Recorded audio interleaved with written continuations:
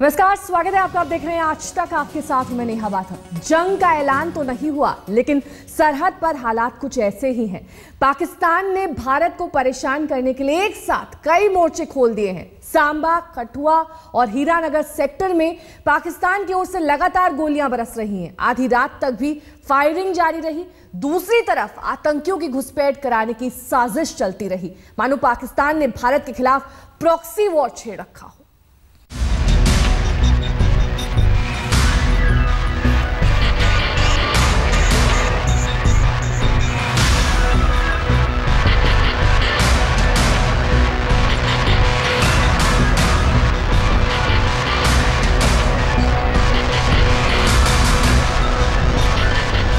लगातार थर्रा देने वाला गोलियों का शोर, लगातार पीछा करते मोर्टार के गोले, खौफजदा लोग महफूज ठिकानों की ओर भागते लोग, रिहायशी इलाकों में बख्तरबंद गाड़ियों का घूमना, आवाजाही के लिए सिर्फ बुलेट प्रूफ गाड़ियों का आसरा।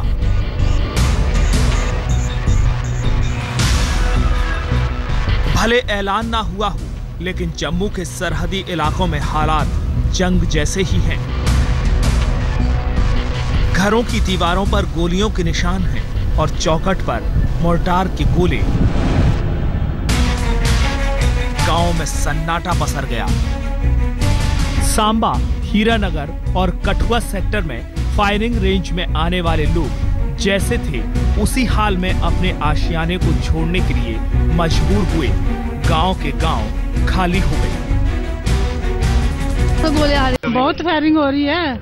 पशु भी बहुत जख्मी हो गया उधर, और ऐसे लोग भाग रहे हैं। कोई पैदल भाग रहा, कोई गाड़ी भी भाग रहा, कोई ऐसे खाना बनाकर छोड़ के आ गया। अभी खाया हुआ कुछ नहीं है। पाकिस्तान ने नए साल पर ऐसे दिन दिखाए जिसकी कल्पना किसी ने नहीं की होगी। घर बार छोड़कर जाने वालों को ये भी पता नहीं कि वो कब लौट पाएंगे और उनका ठिकाना कहां होगा। अब तक 3,500 से ज्यादा लोगों को फायरिंग रेंज से हटाया गया है। 4 दिनों में 20 गांव खाली कराए गए हैं, लेकिन फायरिंग का दायरा बढ़ता जा रहा है। जो शुरुआत में 3 किलोमीटर था, वो बढ़कर 25 किलोमीटर तक पहुंच गया है। आशंका है कि इस जंग में 50 गांव आ जाएंगे।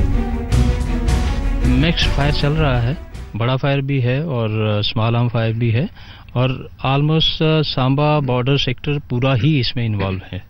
इसमें लगभग 10-12 गांव इसमें इफेक्टेड हैं इस पूरा एरिया में। और यहाँ पे जो समझ लें कि सांबा बॉर्डर जो सेक्टर है, लगभग इसमें 25 किलोमीटर का एरिया पड़ते हैं। भी फॉरवर्ड विलेजेस हैं, वहाँ से हमने 4 BP गाड़ियाँ लगा के लोगों को सेफ जो शेल्टर होम्स हमने आइडेंटिफाई किए हैं, वहाँ पे शिफ्ट किया है उनको।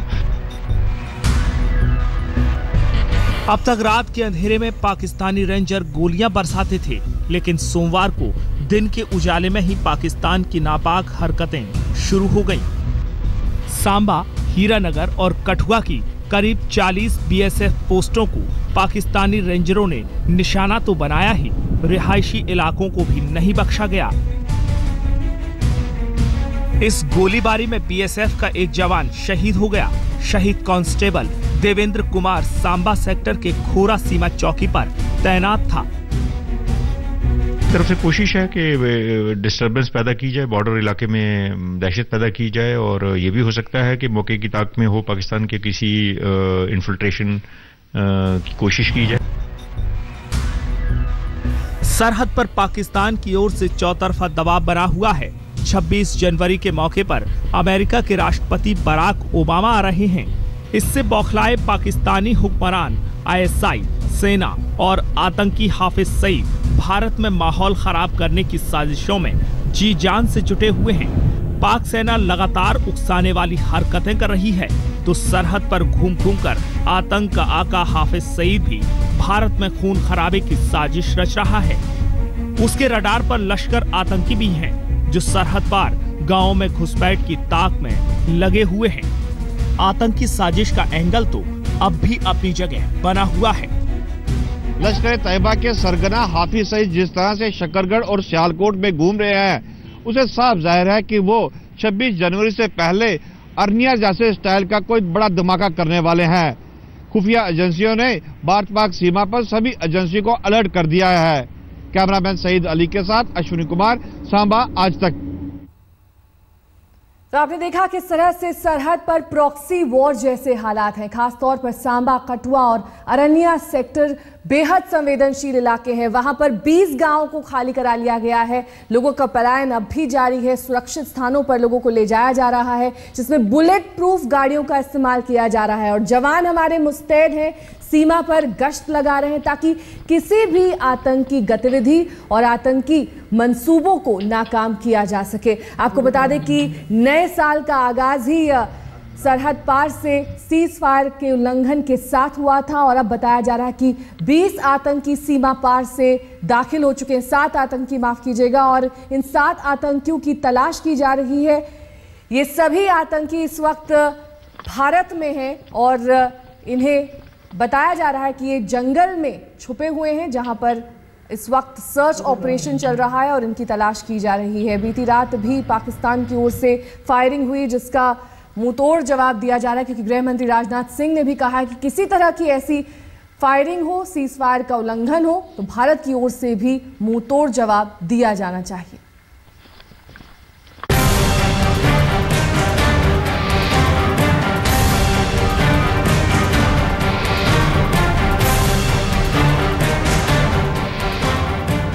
पाकिस्तान अपनी करतूतों से बाज नहीं आ रहा। सीमा पर मुंहतोड़ जवाब देने के बावजूद सुधरने को तैयार नहीं है। बेशर्मी की इस हद तक उतर आया कि अब रिहायशी इलाकों को निशाना बनाने लगा। लोगों को पाकिस्तानी गोलियों से बचाने के लिए सरहद के 20 गांव खाली करा लिए गए हैं। आज तक संवाददाता अश्विनी कुमार ग्राउंड जीरो पर पहुंचे और हालात का जायजा लिया।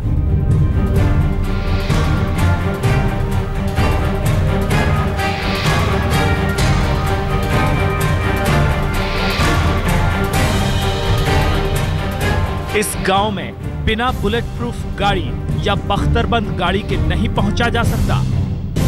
इस वक्त हम जो है सांबा सेक्टर के बैन गलाड़ इलाके में है। बिल्कुल जो है यहाँ इंटरनेशनल बॉर्डर है। ये बुलेट प्रूफ गाड़ी है।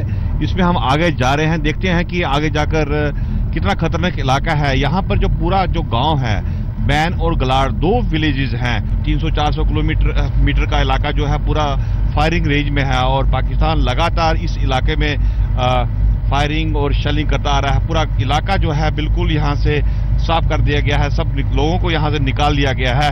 मगर यहाँ पर जो है अभी भी कुछ इस इलाके में आप देख रहे हैं कि ये इलाका जो है बाहर जो है पाकिस्तान की तरफ से शेलिंग और फायरिंग जारी है। मगर अगर आपको नॉर्मल आदमी को इस गांव में जाना है तो बुलेट प्रूफ गाड़ी के बिना आप बिल्कुल नहीं जा सकते हैं। आपको आगे जाकर हम बताएंगे कि गांव का हाल क्या है। सरहद से लगा सांबा का बैंगलाड़ गांव सीधे फायरिंग रेंज में है। इस गांव में रहने वाले हर किसी को महफूज जगहों पर पहुंचा दिया गया है। ये भारत पाक सीमा का बिल्कुल क्लोज एक गांव है जो सांबा सेक्टर में है और आप देख रहे हैं कि ये एक यहाँ पर बुलेट प्रूफ गाड़ी रखी हुई है। यहाँ के जो चौकी अफसर हैं वो यहाँ पर अलर्ट हैं और उनको जिस तरह से कोई इन्फॉर्मेशन आती है, कोई हेल्प आती है, तो इस बुलेट प्रूफ गाड़ी में जो कि सीआरपीएफ की गाड़ी है और इमीडिएटली यहाँ से जो है लोगों को निकाला जा सकता है। और ये एक जो लाइफ लाइन है बॉर्डर के लोगों के लिए और यहाँ से शिफ्ट किया जाता है, क्योंकि ये कभी भी यहाँ जरूरत पड़ सकती है। इसलिए हर गांव में अधिकतर जो है बुलेट प्रूफ गाड़ियां रखी गई हैं कि यहाँ से लोगों को शिफ्ट किया जाए। सिर्फ मवेशी और कुत्ते रह गए जो कि पाक की गोलियों का शिकार बन रहे हैं। अभी आधी रात हो चुकी है। इस वक्त हम बैन गलाड़ इलाके में हैं। आप देख रहे हैं ये गांव है। गांव में आपको कोई भी आदमी नहीं दिखेगा। बिल्कुल यहाँ पर शांति है। आप अगर यहाँ गांव में देखोगे कि आपको खाली कुत्ते मिलेंगे। ये सामने जो है कुत्ते हैं यहाँ पर, बाकी जो है पूरा गांव खाली हो चुका है। पूरा ये भी परेशान है, आखिर जानवर भी, कि मालिक कोई नहीं यहाँ पर और पूरा इलाका जो है खाली पड़ा हुआ है और कुछ नहीं आपको दिखेगा यहाँ पर। लाइटें बंद हैं बिल्कुल और लोग परेशान हैं यहाँ से और अधिकतर जो गांव के लोग हैं यहाँ पर सब यहाँ से भाग चुके हैं और सामने का इलाका जो है आपको दिख रहा है कि ये गांव के लोग हैं, लोग बड़े परेशान हैं यहाँ पर और एक या दो इस गांव में लोग रहते होंगे, वो भी इस वक्त जो है छिपे हुए हैं क्योंकि कभी भी शेल आ सकता है क्योंकि ये पूरा जो है गांव ये 50 मीटर की रेंज में है। बैनगलाड़ इलाका है जो है बिल्कुल रेंज में है और सुबह से पाकिस्तान लगातार यहाँ पर फायरिंग कर रहे हैं। काफी पशु यहाँ पर जख्मी हो चुके हैं, कुछ मर चुके हैं, मगर मालिक उनकी कोई मदद नहीं कर पा रहा है क्योंकि यहाँ से वो अपने आप में जान बचाकर यहाँ से भाग चुके हैं। जो गांव में रह गए हैं या किसी इमरजेंसी वजहों से जिन्हें रुकना पड़ा है, उनके लिए बस ये बंकर का ही सहारा है।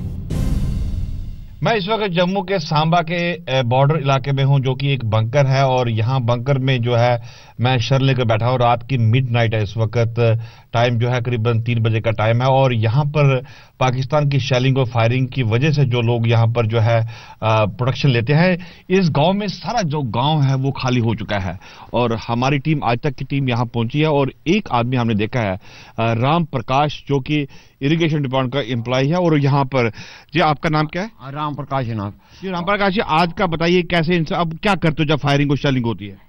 जब फायरिंग हुई 2 बजे शुरू होगी फायरिंग, हम दौड़कर हम मोर्चे में बढ़ गए और जो पिंड के आदमी थे वो सब पीछे भाग गए जनाब। तो इधर से माल मलेशिया है, जो सुबह आते हैं तो फिर गोली चल जाती है जी। फिर आज कितना शेलिंग कितनी फायरिंग हुई शाम को? आज 2 बजे तो लेकर 7 बजे तक फायरिंग बहुत जबरदस्त हुई और बड़ी गोली भी चली है, गोला बहुत जबरदस्त ठल ठल तक हुआ। हम मोर्चे में बढ़ गए हैं जनाब। गांव के लोग कितने हैं यहाँ पर? गांव है कोई आसपास के लोग? आसपास कोई एक या 2 घर में एक आदमी रहता है, बाकी पीछे भाग गए हैं, सब चले जाते हैं रात को जी। फायरिंग रेंज में आने वाले गांव से हटाए गए लोगों को राहत शिविरों में रखा गया है। आज तक संवाददाता शुजाउल हक ने कठुआ के एक राहत शिविर का जायजा लिया। ठंड से बचने के लिए लोग यहां अलाव की मदद ले रहे हैं। बहुत बुरी है, हम सब के गाड़ी पे आए हैं, बहुत बुरी गाड़ी लगी है, उस पे हम दूर नीचे चढ़ के आए हैं। रास्ता नहीं कोई हमसे जाने से, इतना फैर है, बहुत बुरा हाल है हमका। बहुत गोलाबारी चल रही है उस और दोपहर को 2 बजे से चल रही है। बहुत फैर बड़ा फैर आ वाला बड़ा जो साड़ियां जेड़े डंगर ने अभी मरी गए ने। रात को शिविरों की देखभाल की जिम्मेदारी स्थानीय प्रशासन पर है जो खाने, रहने और तमाम सुविधाओं की व्यवस्था करने में लगा हुआ है। कठुआ से शुजाउल हक के साथ अश्विनी कुमार, सांबा आज तक। पाकिस्तान फायरिंग की आड़ में आतंकियों को भी सीमा पार कराने की साजिश में लगा हुआ है। इस खौफनाक साजिश को अमल करने में लगा हुआ है भारत का नंबर 1 दुश्मन हाफिज सईद, जो पिछले दिनों सरहद पर दिखाई दिया था।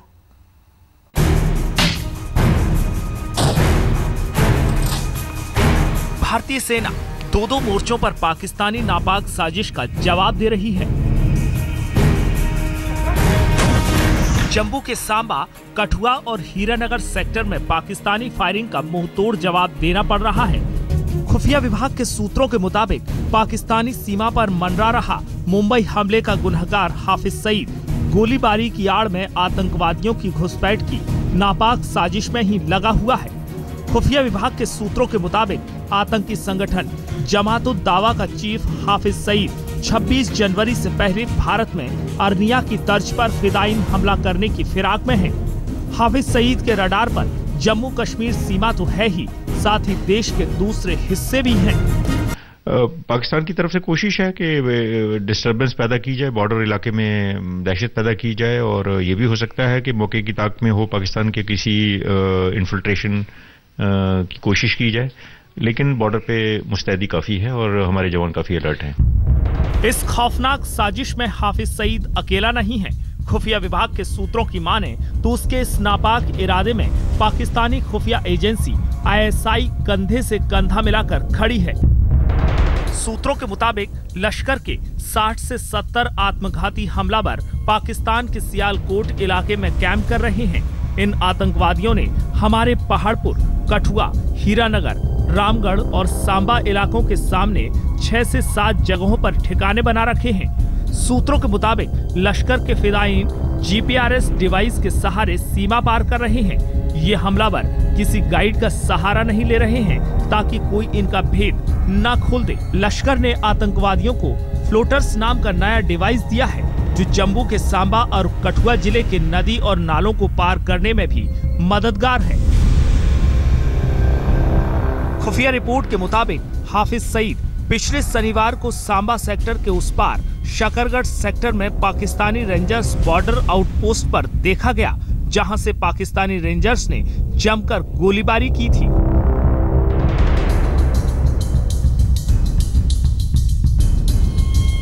खुफिया एजेंसी की रिपोर्ट में ये तक कहा गया है कि हाफिज सईद सरहद के आसपास नजर आया, बल्कि सांबा सेक्टर के चिलियारी गांव के आसपास सरहद की उस तरफ पाकिस्तान में मखवाल, चकबुरा और लंबियार गांव में कई लोग हाफिज सईद के समर्थन में नारे लगाते हुए भी सुने गए। खुफिया एजेंसी को शक है कि हो ना हो नारे लगाते हुए ये लोग लश्कर के आतंकवादी हैं। दिल्ली में मौसमी सिंह के साथ मंजीत सिंह नेगी और अश्विनी कुमार, जम्मू आज तक। पाकिस्तान और चीन के रवैये को देखते हुए एयर चीफ मार्शल को यह डर है कि कहीं परमाणु युद्ध ना हो जाए। उन्होंने कहा कि दोनों पड़ोसी देश परमाणु हथियारों से लैस हैं, लिहाजा हमारी तैयारी भी चीन के मुकाबले की होनी चाहिए।